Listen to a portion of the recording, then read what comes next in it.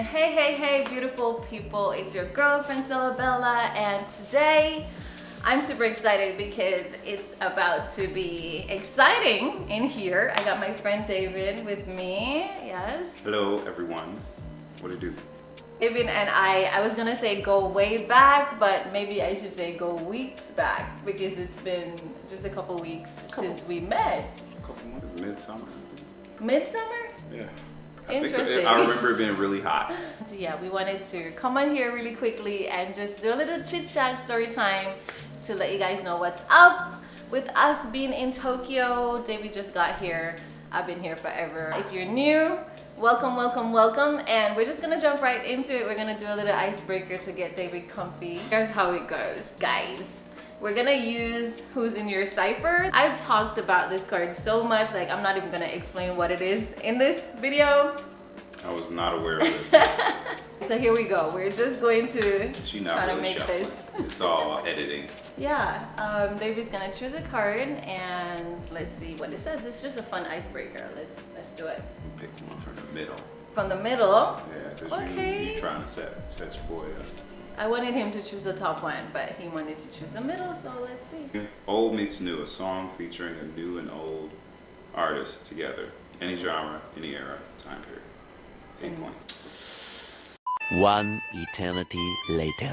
Michael Jackson and Drake. It counts. Okay. It counts. It's old and new together. I'm pretty sure Michael Jackson's estate got paid for it. It wasn't just like, oh, we just gonna take this and do whatever we gonna do with it. I'll take this one from the tippy top. Open format, a song that embodies the summertime, any genre, any era, time period. Okay. Childish Gambino. Okay. Feels like summer. You can feel it in the streets on a day that this something. It feels like summer. All right, good. Well, that's good. At least you break the ice with this one. I like that. So I got that's 4 good. points. But yeah, that's what Who's in Your Cipher is. It's a music game that helps people to get to know each other. Just wanted to use that as an icebreaker. I mean, if you're playing this at home, the rules are different, but it is what it is today. So we're gonna jump into the deep story now, so David can tell us a little bit about some things. The first category, because there are some categories, we have challenges, friendships, filmmaking, cars, sports, and endurance running, and some funny experiences about being in Japan. So we're gonna start with challenges because I feel like everybody who's watching this video could probably relate to some of these things. The first question is gonna be what's the biggest challenge you faced recently? Trains. The trains here are so simple that you can overthink it and mess around and be lost for a good 30 minutes.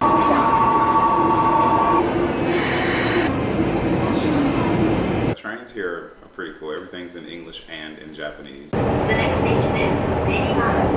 Passengers going towards Ikebukuro and Yoshimane and to the Oedo subway line. Trust the timing.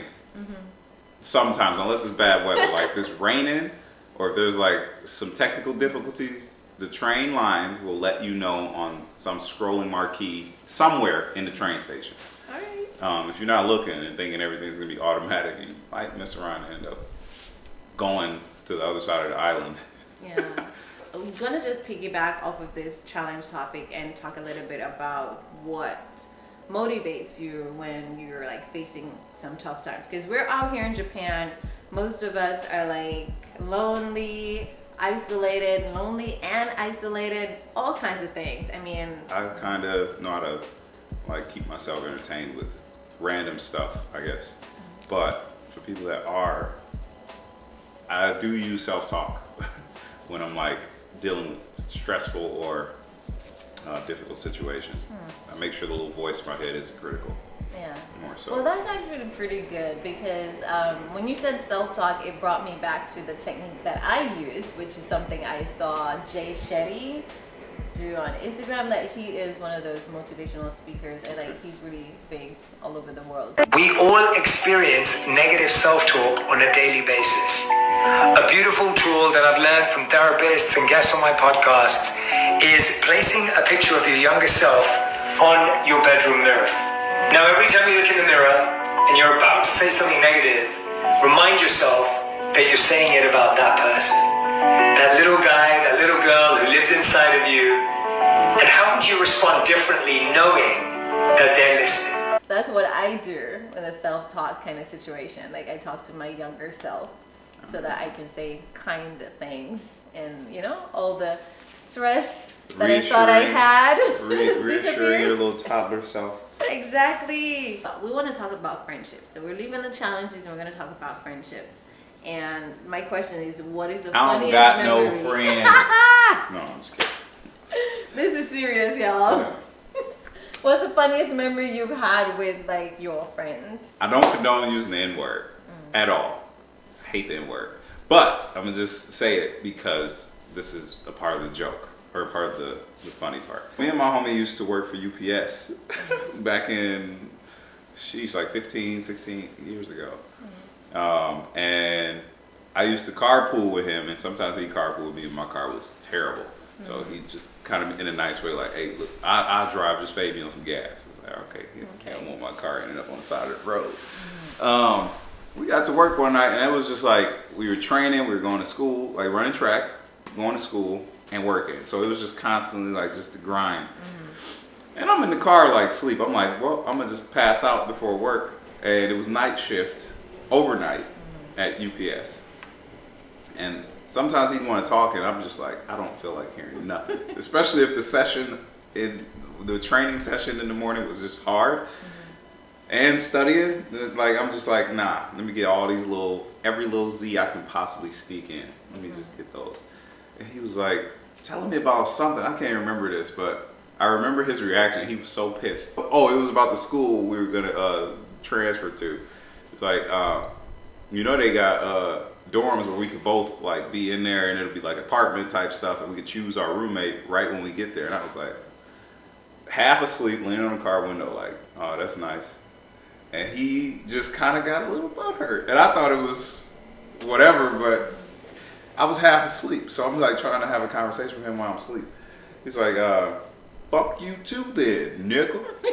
And I don't know if any of this was like explicit, like if it's for kids, but that you could bleep those little things out, but that's exactly what he said. And it stays with me. I'm never gonna forget that. Yeah, he'll always bring it up when we're drinking and stuff, and I'm just like, man, I'm sorry. I'm apologizing for that forever. Cause I was just like, I didn't mean anything by it. I was just like, sleep. He's a good dude. He can talk me down from something. Okay. So I need that person. Exactly. That's one of those people you need in your life. I hope you need me too, fool. Yeah. If you're watching this. Yeah. Jimbo. What he said. What is the funniest memory you have with a friend? That's a tough one, but I would have to say it happened in Japan. We went to the mountains because we wanted to do some outdoor stuff in the mountains, and we went to Kinagawa Onsen, which is good for canoeing and kayaking. And there was another sport that I didn't know about. It's supposed to be canyoning, where like it's a cannonball type situation. You jump from the highest point of the mountain into the water. So instead of like rowing a boat, like canoeing or kayaking or whatnot, like we were supposed to be jumping off this place. I didn't know that. Like, you could never get me out of my house sometimes. And they were like, oh, we're going to do this. And I'm like, oh shit, it sounds like fun. Let's just go. And then when I got to the mountain, because we were going up in a line and it was like really dangerous. The guys were like, make sure your life jacket is secure, be careful of your step because it's very steep. You can't really, mess up here. Just be careful. And we got to the point and the guy was like, we're here. And I'm like, what do you mean we're here? We're not even up to the top yet. Like, what do you mean? And he said, this is the first jump. And I'm like, oh shit. It's like, I was up there for like 2 whole minutes with all these Japanese people behind me saying like, you can do it, jump, jump. And it was so crazy. And like, when I finally jumped, it was like, yeah, this is pretty cool. But it was one of those craziest things I've ever done. Like, and I still remember it to this day. I've never shown anybody that video. There's a video of it. Oh my God, you gotta post that. It's gonna be in the link description. Down in the description. There's gonna be a link in the description below. Do not listen. Alright guys, so that's the friendship topic. So we're gonna move on to like something that David likes. He likes filmmaking. Skoshi. I just wanted to know though, like, what is your favorite part about filmmaking? Because like I like content creating in YouTube, but one thing that I struggle with is consistency. Creating the story from beginning to end, and then putting nuance in the narrative, and poignant things that are kind of like important human things that can get people to watch it and feel something when they see it. Okay. So if you were to create like a film, what would you want to make? Something about real life, but not a reality thing. I hate reality shows. I hate reality television and film, whatever. If it's, no. I would make something similar to that show Shameless. Shameless is a show about a dysfunctional family in Chicago on the South Side. And it's a white family, and surprisingly they got a black sibling in there. Nobody knows how he became black, but he's the only black character on the show. I think his name is Liam. Okay. And anyway, the show is shot with this style, it's called cinema verite, where the camera operator is like in there while they're acting.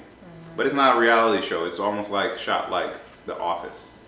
Like there's these quick zoom-ins for certain things that are important.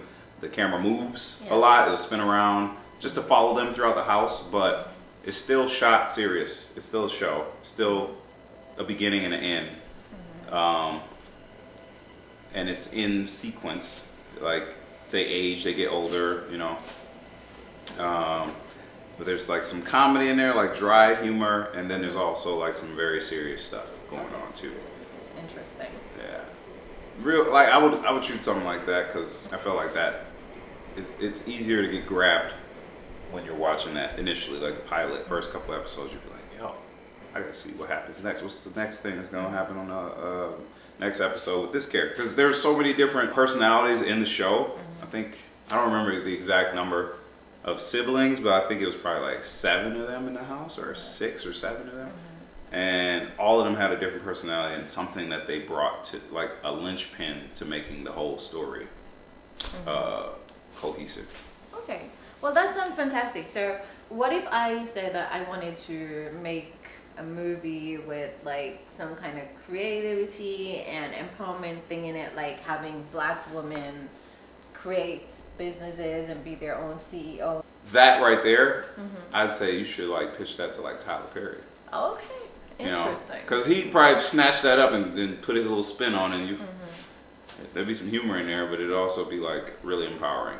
So those are like tips that you give to anybody who wants to get into film. Like cater to your audience, right? You got an audience that you're trying to get to watch that, but you also have an audience that you need to buy into it. Yeah. So I would get 10 producers that all have similar bodies of work and pitch that to them. So, yo, would you be interested in the CEO, empower a black woman and stuff? Yeah, but yeah. Okay. I'm not against it. I'm just like, I can dig it'd that. be hard for me to watch or dive into it and get attached to it because some stories are done already. For me, it had to be like something really unique. All right, guys, so that was really cool, and David touched on some really good points that can help y'all if you're trying to get into filmmaking. Like, make sure you're in the right circle, getting the right connections, and among the right producers, and make sure the movie is universal, not and just... I don't know nothing. Not to cut you off. I don't know nothing. He's trying to say he's learning. not an expert, but he's an expert in filmmaking, making cars, all kinds of stuff. Cars. Let's talk about cars. Yeah. That's the If topic. you could like go on a road trip, what car would you pick and why? Oh, the converted van. Some van life stuff. To go on a long road trip? Yeah. Yeah. Because I'd want to sleep everywhere I drive to. Okay. And So it's about endurance and not like fancy. yeah. Why you gonna ride in something that you can only just ride in? You can't do anything else. You can't go off-roading in that. You know, you can't turn the heat on, turn a different power accessory on so you can enjoy warmth while you're sitting next to the Grand Canyon in the wintertime. Something that doesn't have a lot of windows, so a bear might not be able to break in. Leave your Audis at home and get something that's Yeah, gonna what be you gonna ride in an comfy. Audi for? And what's your favorite car, by the way? Your number one favorite? Like your dream car? My dream car is to own a Lotus. A Lotus. Yeah. Lotus Flower Bomb. That's all I know about Lotus. Like, The Lotus is that car British? I think it's British. we'll put it in the comments. Yeah. I saw a Lotus first time when I was like probably 19 or 18 at a car show in Chicago. And I was like, yo, what is this? Tiny little car. It's set up, or the body is made like a bug. Not like a Beetle Volkswagen, but like you got the head, thorax, and the body of the thorax, or whatever you call the different parts of a bug. The things that define anatomically a bug. And if you damage like the front fender of the car, you got to replace the whole front end of the car. So it's like, that's how it's set up. Wow. They're nice little cars. And I feel like they're like popular enough to a cult following of enthusiasts where I could get one and everybody's not gonna be wanting to get one. I like cars that are Exclusive. a little bit, Oh. and they're not crazy expensive. They're under $100,000. Or the GTR, the So Nissan Skyline. Paul GTR. Walker. Okay. Anything in Fast and Furious that's like JDM, All right. but Nissan is nice. 2 more questions and then we wrap this up, guys. I mentioned that you were working at UPS with your buddy, but you guys were also running track. Yeah. So the question is, what's the longest distance you've ever run? Because I know you're not a sprinter. You're more of a long distance runner. Middle distance. Middle distance. The longest distance, I want to say I hit like, I think 16 or 18 miles. But I was doing some building volume work, like pre-season. Pre-season. Okay. Pre-season. Yeah, just kind of building up some endurance. dedication. No, I was in a good space when I was doing that. So I was writing workouts and stuff, and I had complete autonomy to do my own stuff. But I was experimenting too. So I did like a really long run one time.